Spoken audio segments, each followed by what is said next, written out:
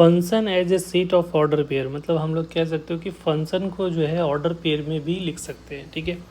तो उसके लिए क्या है कि a function f from A to B, ठीक है, यह फंक्शन सिंपली यहाँ से भी लिख सकते हो, function A to B can express as a set of order pair in which each order pair in such that the first element belongs to A and the second element of corresponding element of B. An order pair of F must be satisfied the property that each element of A appear in some order pair and no two order pair have the same first element. इसका मतलब क्या हुआ कि ये जो है कि A B दो सेट है, ठीक है,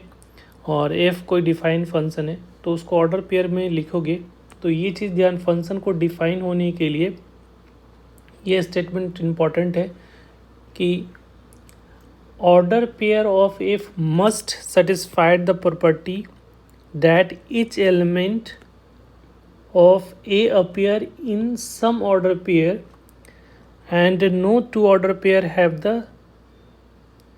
द सेम फर्स्ट एलिमेंट। इसका मतलब ये हुआ कि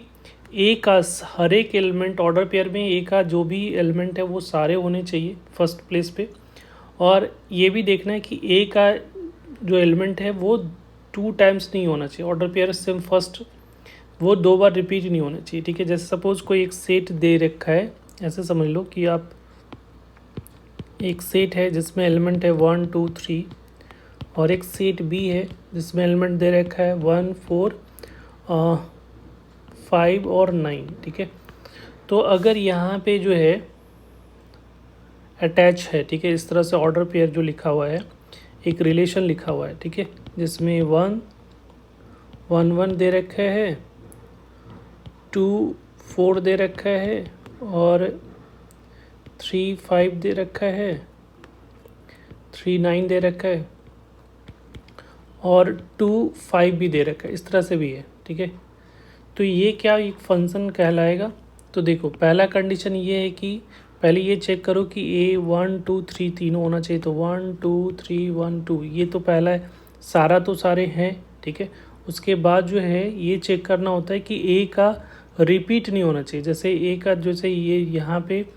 2 2 2 टाइम्स है, ये यहाँ पे भी है और यहाँ पे भी है, तो इस केस में जब रिपीट होगा, ए का एलिमेंट अगर रिपीट होता है ऑर्डर पेयर में, तो उस केस में ये फंक्शन, तो ये रिलेशन फंक्शन नहीं कहलाता है।